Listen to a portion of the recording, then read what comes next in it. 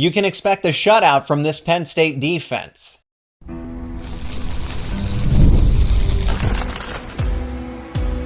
You are Locked On Nittany Lions, your daily podcast on the Penn State Nittany Lions. Part of the Locked On Podcast Network, your team every day. Let's make some predictions for Penn State versus Bowling Green. Now, we need to absolutely see this one thing from Penn State to know that the team is trending in the right direction. And in the final segment, we'll get the inside look at Bowling Green. This is Locked On Nittany Lions. I'm your host, Zach Seyko, and thanks so much for making us your first listen and watch every single day. We are free and available wherever you get your podcasts, including YouTube. And today's show is brought to you by FanDuel. Now through September 22nd, all FanDuel customers can bet just $5 and you'll get a 3-week free trial of NFL Sunday Ticket from YouTube and YouTube TV. Just visit FanDuel.com to get started. I'd really appreciate it if you left a like on this episode. More importantly, be a part of the discussion. I want to know your final score prediction, any stat predictions you got for Penn State versus Bowling Green down in the comments. I'm going to give you mine to open up the show and some analysis to back up my prediction. So FanDuel says that this game is a minus 34.5 point spread, of course, in favor of Penn State. There's no money line on this game, so they fully anticipate that Penn State is going to win as a 34.5 point favorite, as they should, with the total set at 48.5. Now, my prediction is obviously Penn State, of course, wins here, but because of the improvements we just talked about on defense, I'm really expecting a shutout here from Penn State against Bowling Green. And because of that, I think Penn State wins this game 42-0. So Penn State covers, but I expect the total to stay under that 48.5 mark. Of course, I'm going to explain why here. Penn State is going to get pressure defensively. Saw that against West Virginia, that they were able to shut down the run and get after Garrett Green a little bit. And I also expect Penn State to force some more takeaways in this game. I think at least 3 turnovers is reasonable for the Nittany Lion defense. And how this is going to happen, Penn State's going to focus on taking away the run. You have to take away Terrion Stewart. He is the all-around running back. He was really good for Bowling Green a season ago. And if you take away the ground game first, kind of similar to West Virginia, Bowling Green just is not built to battle back from a deficit. So if you force Bowling Green into obvious passing situations and take away the other main part of the offense, and that is Harold Fannin Jr., the tight end, super athletic. I think he has NFL prospects down the road. But basically, you limit Terrion Stewart, you limit Harold Fannin Jr., you should have a fine day if you're Penn State. So aside from those two, the offense isn't really all that dynamic in this case. Connor Bazelak is the quarterback, and that name might sound familiar to people because he used to quarterback Indiana, and his head coach was Tom Allen. So Tom Allen is going to face his former quarterback in this case, since Bazelak transferred away from Indiana and ultimately ended up at Bowling Green. He's an experienced quarterback. He's a veteran, but Bowling Green just does not have enough weapons to offset Penn State's plan to cause pressure, take away the ground game. And you might want to double Harold Fannin Jr. in this case. I don't think you have to, but at points and times, you might want to bracket him. The offensive line is okay, and that's based on a MAC level of competition. So remember, Bowling Green is a MAC team coming into this, and a very good MAC team. But against a Power 4, Penn State, college football playoff caliber team that is starting to prove to be a little bit better than the preseason expectations, there's different levels to this, right? So Penn State's defense should not have any issues, and I am fully anticipating a shutout here against Bowling Green. 42-0 is my final score. Now, offensively, here's how it's going to work for Penn State. Penn State's going to want to shorten this game just as much as Bowling Green does. Bowling Green, if they think that they have a legitimate chance to win this game, that's how they have to do it. They have to shorten the game. They kind of have to hope that the score is just going to stay relatively close because, again, they can't come back from a 2-touchdown, 3-touchdown deficit. So easier said than done, but that's Bowling Green's game plan, is that they are going to try to shorten this game. And if I'm Penn State, I'm kind of doing the same thing too. Try to run the football, keep things simple, because this is a long season. Avoid injuries, right? Avoid injuries as best as possible. Don't show the whole playbook, but fine-tune some things. And I think we kind of had that against West Virginia too. Penn State showed a little bit of everything, but not everything.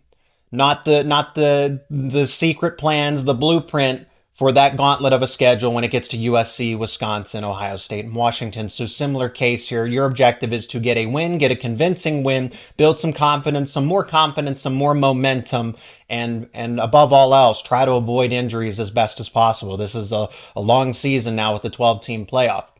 So what Penn State will do is make a push to go quick and try to build that 2-3 touchdown lead and then just progressively let off the gas like they did against West Virginia. The exact same game plan applies here because West Virginia as an offense is not built to come from behind. Neither is Bowling Green's.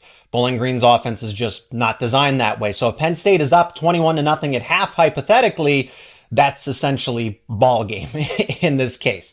Bowling Green is a run-first, defensive-minded team, and I respect that. I respect that. They will not light up their scoreboard routinely, let alone against the Nittany Lions this weekend. So they're pretty solid defensively in their own right. They have 30-plus seniors. Look, this is a competitive, disciplined Bowling Green team and a coach that has the team buying in. He's into his Leffler is into his 5th season with Bowling Green since 2019. This is a really good group that should contend for the MAC conference. Penn State is just that much better in this case. And remember, a season ago, different team, but in 2023, Bowling Green went into Ann Arbor and picked off J.J. McCarthy 3 times. So this defense can be pretty competitive if you're not careful. As far as my stat predictions go, Drew Aller, I don't think needs to have that. He doesn't need to light up the box score in this case. So I'm anticipating 175 passing yards, around maybe somewhere between 175 and 200, a couple passing touchdowns, no turnovers. I don't think he'll throw an interception, of course, and some rushing yards. I think he still gets at least 25. There's going to be an initiative to use the option, allow him to scramble from time to time, but not too much here because you don't need it against Bowling Green. Bo Pribula, I think he gets a rushing touchdown, maybe even 2, depending on when he enters the game as the regular quarterback. I think we will see more Bo Pribula in the Wildcat package to quarterback system in this case. This is a day for the ground game to get going for Penn State, because it should. Bowling Green runs a 3-3-5 base defense. That's 3 defensive linemen, 3 linebackers, and 5 defensive backs. That is primed for a physical ground game to just eat them alive. Nicholas Singleton and Katron Allen should absolutely have a field day, should have a lot of fun against Bowling Green. I also like a first career Penn State touchdown for Julian Fleming. I think he gets his first touchdown as a Penn State Nittany Lion here. Those are my offensive stat predictions. For defense, I have Penn State getting a total of 5 sacks against Connor Bazelak in the Bowling Green offense, and I think 2 of them will come from Abdul Carter. A weak game from Abdul Carter in week 1. Prime bounce back opportunity here against an offensive line that's just okay for MAC level competition. And with my 3 turnovers that I talked about at the top of the segment, Zach Wheatley, I think, is getting an interception here. I think he's just going to be able to sit back and zone, read Bazelak, and eventually get that interception to open up the season for him. That makes a lot of sense here. It is supposed to be rainy. We'll talk about the weather here in a second. It is supposed to be rainy a little bit on Saturday, so I have 2 fumble recoveries factored in. That could be anybody. Maybe there's a defensive touchdown. The likelihood of it is better, but I can't guarantee it. Just don't be surprised if it does happen in Penn State's case. Now, here's the general info. This game kicks off at noon in Beaver Stadium. It's going to be televised on the Big Ten Network. Penn State is 2-0 in the series, and the last time they met was in 1998, where Penn State won 48-3. And then the weather. There is some rain expected during this game. AccuWeather actually recommends that any fans in attendance bring a rain jacket for the game. Aside from that, 66 degrees with wind gusts up to 12 miles an hour. It's not a perfect day to throw the football around the yard, which is tempering my expectations for Drew Aller and why I think Singleton and Allen could have a big game. Now, let's talk about what to watch for from Penn State. If Penn State's going to continue to trend in the right direction, there is one thing that this team needs to absolutely accomplish going into the game against Bowling Green. And we're going to discuss that next, coming up after the break. And today's episode is brought to you by FanDuel. You've heard us talk a lot about FanDuel, America's #1 sportsbook. Well, we have something a little bit different for you. And now through September 22nd, all FanDuel customers can bet just $5. That's all it takes, $5, and you'll get a 3-week free trial of NFL Sunday Ticket from YouTube and YouTube TV. How cool is that? Then with a YouTube TV base plan, you'll be able to watch every regular season Sunday afternoon out-of-market game, and all you need is a Google account and a current form of payment, and you can cancel at any time, so there's no obligation. Just visit FanDuel.com to download America's #1 sportsbook. And if you look over at FanDuel.com, I started off the show talking about the lines for Penn State versus Bowling Green. So if you look at FanDuel, Penn State is a 34.5-point favorite, a 5-touchdown favorite in that game with the total set at 48.5. There is no money line on this game, but if you like those lines, you can bet them over at FanDuel.com. Again, that's FanDuel, America's #1 sportsbook.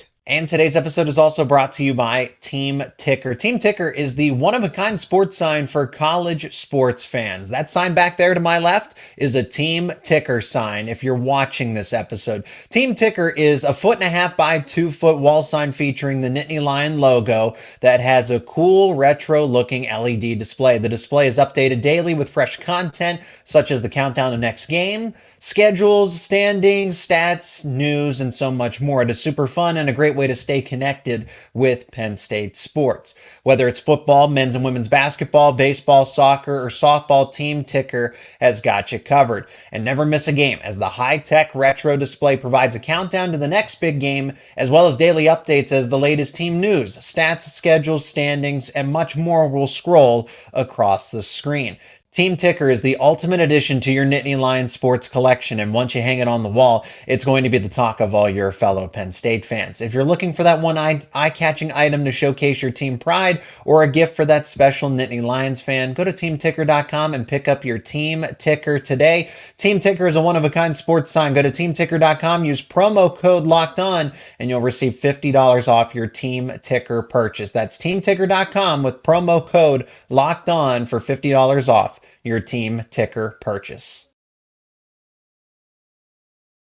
If Penn State's going to continue to trend in the right direction as a true college football playoff contender and maybe even transcend those expectations, they have to do this one thing. I want to see an improved run game from Penn State, in addition to some other things I have in the second segment, but above all else, an improved run game and that ability to consistently sustain drives. Because the tape against West Virginia was not good. Aside from a couple breakaway Nicholas Singleton runs, that the run offense was not good. Let's look at Katron Allen. So Nicholas Singleton had a great day, over 100 yards. The yards per carry was phenomenal, but Katron Allen, 10 carries, 20 yards, that's unacceptable. Cam Wallace came in as a third running back. 9 carries, 24 yards. Not impressive either. So the PFF grades back this up too. The grades were not good.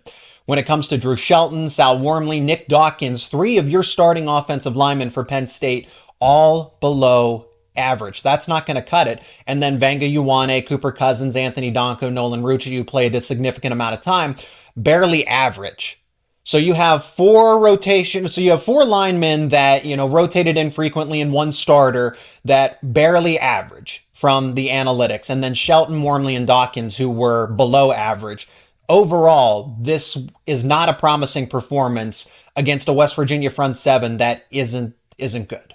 They're not good, and I said that in all of my previews leading up through this. So you have to be able to sustain drives and give your defense a break consistently. And I just talked about this. Penn State is getting better at it, but that's why you need to be able to see it against Bowling Green. You should not have issues with a MAC team being able to push the line of scrimmage, create openings for either running back. Singleton's one thing because he's one cut and go, or honestly just get the football and go. He doesn't even need to make that one football move. But Katron Allen is patient, needs to have time, and that's why you saw a difference in statistics. And I think Singleton's vision is frankly getting better. So Allen probably just had an off day against West Virginia, but the run blocking needs to be significantly better. And if you don't have that ideal performance against Bowling Green, then that's when it becomes a problem. That's when it becomes a problem. So Penn State needs to be able to show off the run blocking ability, the cohesion between the starting five of the offensive linemen, some rotational players as well, and just be able to stay in drives. Close out the game. Build that 21, 28 point lead, roughly a 3 or 4 touchdown lead against Bowling Green, and then just run out the clock. Let Singleton, Allen, Cam Wallace, right? I want to see Cam Wallace pad the stat sheet a little bit. Bo Pribula as well. Drew Aller should not be playing a full 4 quarters in this game. He will not, but I don't want that to be the case, period. Other things that I'm expecting from Penn State are just things to watch for as a Penn State fan. I want to see some of the freshmen on offense get playing time. And when you play a MAC level team or anybody that is outside of the Power Four, you should anticipate that some of the backups, especially freshmen, whether they're redshirting or not, are going to get in the game. This is invaluable experience early in the season. So it's important to build that lead early so you can allow guys like Tyzer Denmark, Quentin Martin, Luke Reynolds get in the game, wide receiver, running back, tight end. Denmark and Reynolds are closer to getting legitimate playing time, legitimate reps than people think. And I know Luke Reynolds saw a decent amount of playing time. In the end, he really didn't. I think he saw an overall 12 snaps and he was mostly blocking in that West Virginia game. But I want to see Reynolds go out for more passes, catch a pass, catch a touchdown, right? Tyzer Denmark, same thing, especially when the wide receivers don't inspire enough confidence right now. I want to be careful with my words. I think the wide receivers are better compared to a season ago, and we already saw that from Trey Wallace against West Virginia, but it's just Wallace, and it's just Amari Evans. Fleming and Liam Clifford were held without a catch. Caden Saunders is banged up. The sooner you can get Tyzer Denmark onto the field and developing rapidly above what the expectations were, that just gives you some added insurance later in the season around week 8, week 9, down the stretch when you might need somebody like Tyzer Denmark to step up when you least expect it. So not now, and that's in the case for all three of them. For Quentin Martin, it's a little different because I think they do intend to redshirt him. You don't need him at this point in time, but get him experience. And James Franklin said that him and Corey Smith are kind of on the same timeline. You'll have Martin one sequence and Smith another sequence, another game, I should say, because you don't want to, you essentially have one running back with 8 games of eligibility to preserve that red shirt, if that makes sense. Franklin actually explained that a little bit. But they don't intend to overutilize Martin and Smith. They're actually going to be split so that they can both preserve their red shirts. So not now. This is certainly planning for the future in the case of Denmark and Reynolds. But watch out for the second half of the season, depending on depth and personal development. Luke Reynolds and Tyzer Denmark could absolutely factor into the offense. Names to watch on defense for Penn State. I don't need to see anything from the veteran backups. Smith Vilbert, Amin Vanover, Tyler Elsdon, and Alonzo Ford, or anybody like that, a Caleb Artis down the depth chart. I don't need to see anything from them, right? They've kind of already proven to me what they are capable of, and James Franklin has had high praise from Smith Vilbert and Amin Vanover. So even though they are backups, I don't need to see a whole lot from them. We know what they can do and what they are talented at. What I am watching for on defense is linebacker here because I have my question marks about the depth chart. I see superstar potential in Tony Rojas. Kobe King is better from a season ago. Dom DeLuca, two-time captain, of course, is back and better from a season ago. After that, there's Tyler Elsdon, and then what? Okay, we've heard some promise about Tamir Robinson. I want to see more of Tamir Robinson in this game. What can he do with a full half a play, maybe even more than that? And then the freshmen. Do we see Anthony Specka? Do we see Kari Jackson? There has been a lot of rave reviews of Anthony Specka saying that that is going to be a linebacker of the future at Penn State. So maybe they could factor into some more playing time without, again, burning the red shirt, being able to preserve that. I also want to see more out of the secondary from the backup cornerbacks. Elliott Washington capitalize on that performance with the interception late in the game against West Virginia. Zion Tracy as well. Players that have kind of the same thing. Fellow teammates, Assistant coaches have said, hey, these are the names to watch for the future. Elliott Washington and Zion Tracy can absolutely build off of that and have a good game against, and they're already factoring into playing time, but I want to see more from them, play as many snaps as they can. See some Lamont Payne at safety, right? He's from the same class as well, and he's kind of that next in line. Same with Dejon Lane, the true freshman, and alongside Cooper Cousins is anticipated to burn that red shirt. They have the green light. So Lane and Payne, didn't mean to, I didn't intentionally mean to rhyme it there, but I think it works. Lane and Payne can show us a lot at that safety spot. And we'll see how far Penn State goes down the depth chart at defensive line. I don't know if we'll see guys like a T.A. Cunningham, a Liam Andrews, a Malachi Williams at defensive end, because they need more time to develop and build that college frame. Maybe we do see them, but I'm not fully anticipating it here. They need that full year of development to get right for the college game. Their time is next year, because Penn State is going to graduate a lot of players at defensive end and at defensive tackle, so they need to be ready. So maybe this is an opportunity for them, but this early in the season, I'm not entirely sure. How about Bowling Green? I got finished complimenting them and saying, hey, this is a physical team. This is a defensive-minded team, a disciplined team. Everybody's buying into Coach Loeffler over in Bowling Green. Let's talk about what to expect from the Falcons a little more in depth to finish up the show. And today's episode is brought to you by LinkedIn Jobs. When you're hiring for your small business, you want to find quality professionals that are right for the role. That's why you have to check out LinkedIn Jobs. LinkedIn Jobs has the tools to help you find the right professionals for your team faster and for free.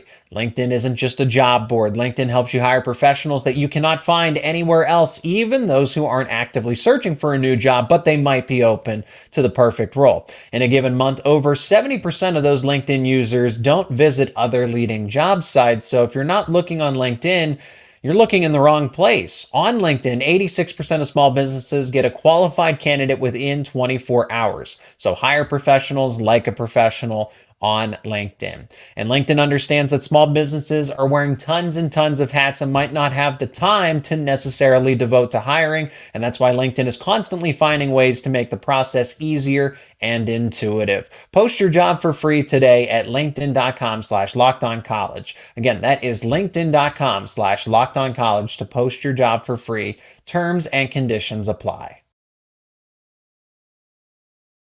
Now let's actually talk about the Bowling Green Falcons themselves. I've already mentioned they are a MAC team, but they are contending for a conference title this season. 1-0 to start after beating Fordham 41-17. Fordham's an FCS school, but that's still a nice victory to start the season for the Falcons. The head coach is Scott Loeffler. Since 2019, this is his fifth season, former Michigan quarterback in the mid-1990s. But he has this program trending in the right direction, if I'm being honest. Progressively getting better over the course of his 5 years. Last year, 7-6 overall, 5-3 in conference, and they lost a close one in the Quick Lane Bowl to Minnesota. So I want to remind everybody, this is a team that is competitive in the MAC, but when it comes to Big Ten conference football, Big Ten conference, and then the college football playoff contending Penn State Nittany Lions, it's going to be different. Bowling Green last week ran for 305 yards, actually averaged over 9 yards per carry in that game against Fordham. This is a spread offense in its core with a 3-3-5 defense and a 4-2-5 hybrid defense when they shift to a third down pass rushing look. So what am I expecting from Bowling Green? Any shot of the Falcons trying to play spoiler or remaining competitive is only going to happen if they shorten the game. So that means running the football, being consistent, methodical on offense. Easier said than done, but that is what they are going to try to do. Because if you are Bowling Green, you do not want to get into a shootout with Andy Kotelnicki's Penn State offense right now. Bowling Green is veteran. They're disciplined. I know I've mentioned this stuff, but I feel like it's important to rehash again. If you've made it this far in the episode, they have over 30 seniors. This is a group that is bought in. They are well behind Coach Loeffler, and he said that. When asked about this team going into the 2024 season, he has said that this team is bought in, and they just understand the game of college football. This is a talented team overall. Connor Bazelak is the starting quarterback. He was previously at Indiana, and his head coach was Tom Allen, and I think that bodes well for Penn State's defense. Tom Allen knows the strengths and the weaknesses of Bazelak. Now, granted, that was a couple years ago, different player, different coach, but still, you worked with him on a day-to-day basis, so I imagine that Allen probably knows what Bazelak's biggest weaknesses are, and Bazelak probably has not fixed all of them in his own right. So they'll be able to work with that and probably capitalize on that as well. This is a run-first, defensive-minded team. 305 yards doesn't happen by accident. I don't care if it's an FCS opponent or not. They are dedicated to running the football, and Bazelak, manages the offense and tries to commit a limited amount of turnovers. But this is a defensive-minded team. Bowling Green's going to rely on the ground game throughout the season. They will naturally chew the clock, and that's why I think this score stays under, is that no, they're not going to have any points from my 42-0 prediction. But I think that Penn State and Bowling Green are just going to get into a quick-paced game. The game's just going to flow along. There's a little bit of rain expected on Saturday. Last year, 3 of the 4 highest-graded players on this Bowling Green team were running backs. And one of them was Terrion Stewart. So he is back from that group in 2024. But just to add to my point, that they like to run the football. Their best assets on offense are typically going to be Bowling Green's best assets are typically going to be the running backs there offensively. Now, defensively, all starters have 3 or more years of college experience, whether that's to as young as a redshirt sophomore or the redshirt COVID senior, but they have a respectable secondary, and that plays in part to them running a 3-3-5 defense. Jordan Oladokin, defensive back for them. Best player analytically a season ago. I think he has a future in the NFL. He is extremely talented. He was a first-team preseason All-MAC per Phil Steele, popular sports and college football magazine leading up to the season. And he was a 2023 All-Conference second-team player as well. Other names to know in that secondary that provide solid coverage: Edward Rambo and Ja'Cory Benjamin. And what I like about Benjamin is that he is not afraid to go and make the tackle. They have 2 capable safeties in Darius Lorfils and CJ Brown as well. Up front, defensive tackle Dontrez Brown is that do-everything guy in the middle. He's the run stuffer. He can get after the quarterback, but he simply, at his base, is going to eat up space and probably command some double teams throughout the game against Penn State. This team has a decent pass rush. You kind of give that up when you have a 3-3-5 defense. Now, you can always bring the linebacker down as that hybrid edge defender, so he's back in coverage. Now he's up on the line of scrimmage. You have that flexibility. But the 3-3-5 doesn't command a strong, at least Bowling Green's 3-3-5 doesn't command a strong pass rush. It's decent, mostly effective on third down with some of the adjustments that they make. But Anthony Hawkins can help out with that. He's another fellow defensive lineman, and he gets pressure right up the middle. So Penn State's interior of the offensive line could be busy. Nick Dawkins, Vanga Ioane, Sal Wormley are going to have to work together and pick out double teams, because Hawkins and Brown will not give them an easy day. And then to round out the linebackers, Joseph Sipp and Demetrius Hardiman are the guys that anchor that group for the Falcons. So that's the Bowling Green Falcons in a nutshell. Penn State is going to win. In my mind, my final score prediction is 42-0. Penn State covers the spread. The total goes under. But I think in the scheme of things, Penn State is going to really like that shutout in week 2 of the season and could potentially follow it up against Kent State the next week, another MAC opponent, a significantly weaker one as well. That could be in the neighborhood of 60, 70 points. I'm looking too far ahead. We got Penn State and Bowling Green this Saturday kicking off at noon on Big Ten Network. If you are not going to the game, if you are, of course, safe travels and a safe time at Beaver Stadium. That'll do it for this edition of Locked On Nittany Lions. Thanks so much for checking out this episode. Game day is fastly approaching, and we'll have post-game interviews, of course, from James Franklin, select players, and a reaction to the result as well on the field of Beaver Stadium. Again, let me know your thoughts in the comments section. Let me know your final score prediction, players that you're looking forward to seeing on Saturday in this type of game where Penn State can maximize the backups getting valuable playing time. I'd really appreciate it. I'd really appreciate a like on this episode. And if you're not already, become an everyday or subscribe to Locked On Nittany Lions on YouTube and wherever you get your podcasts for the latest conversations around your favorite Penn State sports teams. Again, thanks so much for making Locked On Nittany Lions your first listen and watch every single day. For your second listen, check out Locked On College Football. Previews, reviews, analysis, talking about the news and everything in between. Spencer McLaughlin, the host of the show, is giving you everything college football, truly every single day,